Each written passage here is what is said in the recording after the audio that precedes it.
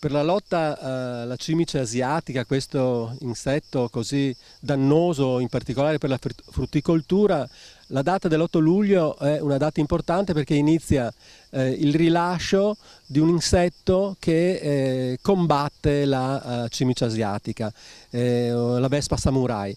Siamo qui a Legnaro, in provincia di Padova, con il professor Alberto Pozzebon dell'Università di Padova, Dipartimento DAFNAE. Siamo qui alle spalle, abbiamo il laboratorio dove si sta appunto facendo cosa esattamente? In questi laboratori noi abbiamo messo in piedi un allevamento massale di Vespa samurai. In questo laboratorio qui dietro, il laboratorio della Serra, comincia la prima fase, che è l'allevamento delle uova che servono a far sviluppare poi le vespe samurai, la Trisochus japonicus, che andremo a rilasciare. La cimice asiatica è dannosa, abbiamo detto, per la frutta. Perché? Cosa provoca? È un fitofago polifago, quindi vuol dire che punge per nutrirsi su diversi frutti, diverse colture, e i danni principali sono proprio legati alle punture di alimentazione che possono determinare deformazioni, scadimento qualitativo della produzione, perdita della produzione anche su alcune colture con cascola anticipata, e il problema è che è un fitofago particolarmente difficile da controllare perché ha una certa capacità di muoversi tra ambienti, tra le colture e gli ambienti non coltivati, e in qualche modo sfuggendo quindi anche agli effetti degli insetticidi. Ed è qui invece che arriva la Vespa samurai. Sì, la Vespa samurai è un antagonista naturale, è un parassitoide oofago, quindi vuol dire che depone le proprie uova all'interno delle uova di cimice asiatica, e da queste uova poi, se avviene la parassitizzazione, fuoriescono adulti di Vespa samurai, di Trisochus japonicus. È stato considerato, insomma, degli studi hanno identificato questa specie come il principale antagonista naturale della cimice asiatica nelle aree di origine, e è uno degli antagonisti naturali, e per questo è stato autorizzato il rilascio per l'anno scorso. Abbiamo già fatto una campagna di rilasci l'anno scorso, e poi abbiamo avuto proprio ai primi giorni di questo mese l'autorizzazione per il rilascio anche per il 2021. Ed è proprio per questo, dall'8 di luglio, in 6 regioni del nord Italia, compreso il Veneto, che appunto in 106 siti vengono rilasciate le vespe samurai. Sì, 106 siti in Veneto, poi altre regioni hanno ognuno un proprio programma, e questi siti sono gli stessi dell'anno scorso, dove noi andremo a rilasciare vespe samurai proprio per favorire un riequilibrio ecologico della cimice asiatica. Non è l'unico, diciamo, non ci attendiamo la soluzione di ogni male, probabilmente però speriamo che la vespa samurai contribuisca a tenere a freno le popolazioni di cimice asiatica. Siamo all'interno del laboratorio del Dipartimento DAFNAE dell'Università di Padova, dove appunto le cimici asiatiche vengono allevate. Professor Pozzebon, cosa sta succedendo qui dentro? Questo è il primo passaggio per l'allevamento della Vespa samurai, perché per allevare la Vespa samurai, abbiamo detto prima, è un parassitoide oofago, quindi è necessario avere le uova di cimice asiatica. Per avere le uova è necessario allevare le cimici asiatiche. Queste sono delle cimici in allevamento massale. Le abbiamo raccolte nel corso dell'autunno 2020 e nella primavera 2021.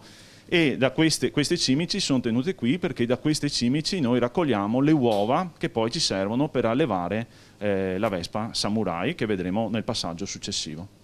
Ci spostiamo ora in un altro laboratorio, sempre del Dipartimento DAFNAE dell'Università di Padova, per vedere invece come avviene la moltiplicazione della Vespa samurai.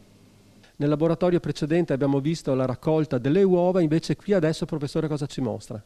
Questo è il secondo passaggio, in cui le uova di cimice asiatica prodotte e raccolte nel precedente laboratorio poi vengono esposte a degli individui, a delle femmine di Trisochus japonicus, e questo serve per moltiplicare, per raggiungere i numeri di insetti che poi vengono rilasciati in ambiente. Ricordiamo che per ogni sito, per ogni lancio è previsto il rilascio di almeno 100 femmine di Vespa samurai più un 10% di maschi, quindi abbiamo bisogno per tutti i 106 siti per 3 lanci, 100 femmine e 10 maschi.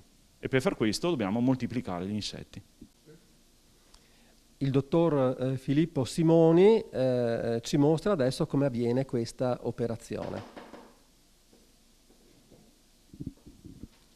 Noi abbiamo, adesso si vede, raccogliamo degli adulti di Trissolcus japonicus all'interno di una zona contingentata e si introduce questi adulti in un'altra falco, un'altra provetta, dove sono presenti le ovature di cimice asiatica. In questo modo vengono poi lasciate circa 24 ore, gli adulti di Vespa samurai ovi depongono nelle ovature di cimice asiatica e fra circa 10 giorni avremo gli adulti pronti per il rilascio.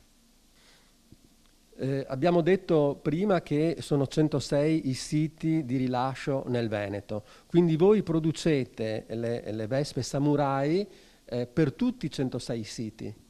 Sì, questa attività viene fatta in questo dipartimento, nei nostri laboratori. Questo è solo un esempio di un passaggio, questo viene ripetuto nell'arco, per esempio nel corso del 2020 abbiamo prodotto più di 35.000 individui di Trissolcus japonicus. E per il 2021? Altrettanti, sono previsti altrettanti. Poi il progetto proseguirà ancora nel futuro? Allora, l'autorizzazione è stata data solo per quest'anno diciamo, sulla base dei risultati raccolti nel corso dell'anno poi sarà possibile un eventuale rinnovo. I risultati, i dati più importanti per ottenere il rinnovo sono l'impatto della Vespa samurai su quelle che vengono chiamate le specie non bersaglio, perché anche la Vespa samurai ha un livello di polifagia, nel senso che può parassitizzare ovature anche di altri insetti. Cerchiamo di rendere un attimo più semplice il concetto. Sì, vuol dire che non depone, non colpisce solo la cimice asiatica, ma colpisce anche altri pentatomidi, altri insetti. Allora, il Ministero dell'Ambiente, il Ministero della Transizione Ecologica, che è il Ministero che ha rilasciato l'autorizzazione, è interessato a valutare l'impatto ambientale della Vespa samurai, quindi l'impatto che la Vespa samurai ha sulle altre specie oltre alla cimice asiatica.